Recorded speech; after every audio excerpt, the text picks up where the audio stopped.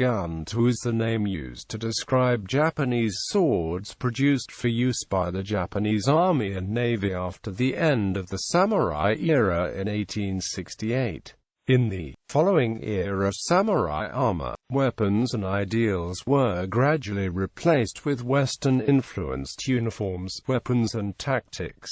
Japan developed a conscription military in 1872, and the samurai lost the status they held for hundreds of years as the protectors of Japan. Mass-produced Guntō swords became standard equipment in the new military, taking the place of the swords worn by the samurai class during the feudal era. History and description. During the Meiji period, the samurai class was gradually disbanded, and the Hitora Edict in 1876 forbade the carrying of swords in public except for certain individuals such as former samurai lords. The military and police, skilled swordsmiths had trouble making a living during this period as Japan modernized its military, and many swordsmiths started making other items, such as cutlery. Military action by Japan in China and Russia during the Meiji period helped revive the manufacture of swords, and in the Showa period before and during World War II, swords were once again produced on a large scale. During the pre-World War II military build-up and throughout the war, all Japanese officers were required to wear a sword. Traditionally made swords were produced during this period, but in order to supply such large numbers of swords,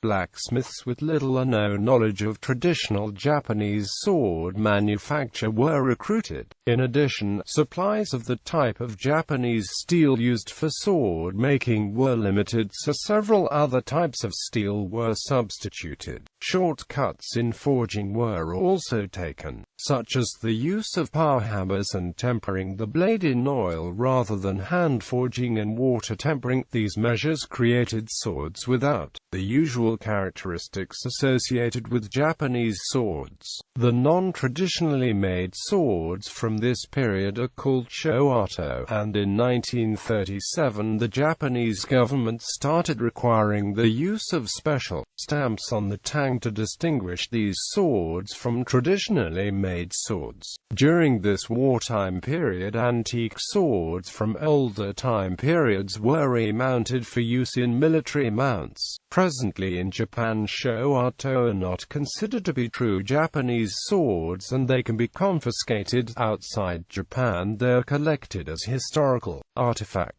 Types. Guntō. The first standard sword of the Japanese military was known as the Guntō. Murata Tsuneyoshi, a Japanese general who previously made guns, started making what was probably the first mass-produced substitute for traditionally made samurai swords. These swords are referred to as Murata-to, and they were used in both the Sino-Japanese War and the Russo-Japanese War. The Guntō was used from 1875 until 1934. It closely resembled European and American swords of the time, with a wrap-round handguard and chrome-plated scabbard. The steel scabbard is said to have been introduced around 1900. Guntō. The Guntō was a weapon and badge of rank used by the Imperial Japanese Army between the years of 1935 and 1945. During most of the period, the swords were manufactured at the Toyokawa Naval Arsenal. In response to rising nationalism within the armed forces, a new style of sword was designed from the Japanese military in 1934. The Guntō was styled after a traditional slung tachi of the Kamakura period. Officers' ranks were symbolized by colored tassels tied to a loop at the end of the hilt. The corresponding colors were brown, red and amp gold general, brown and amp red field officer, brown and amp blue company her warrant officer, brown sergeant, sergeant major, corporal. The blades found in Guntō ranged from modern modern machine-made blades through contemporary traditionally manufactured blade to ancestral blades, dating back hundreds of years. The Type 94 Shin Guntō office sword replaced the Western-style Guntō in 1934. It had a traditionally constructed hilt with ray skin, wrapped with traditional silk wrapping. A cherry blossom theme was incorporated into the guard pommels and ornaments. The scabbard for the Type 94 was made of metal with a wood lining to protect the blade. It was often painted brown and was suspended from two brass mounts, one of which was removable and only used when in full dress uniform. The fittings on the scabbard were also decorated with cherry blossom designs. The Type 95 Shin Guntō, released in 1935, was designed for use by non-commissioned officers. It was designed to resemble an officer's Shin Guntō but be cheaper to mass produce. All NCO swords had machine-made blades with deep fullers and a serial number stamped on the blade in Arabic numerals. Initially, the hilts were cast out of metal and painted to resemble the traditionally produced items on the officers' swords. They had brass guards similar to the officers' Shin Guntō.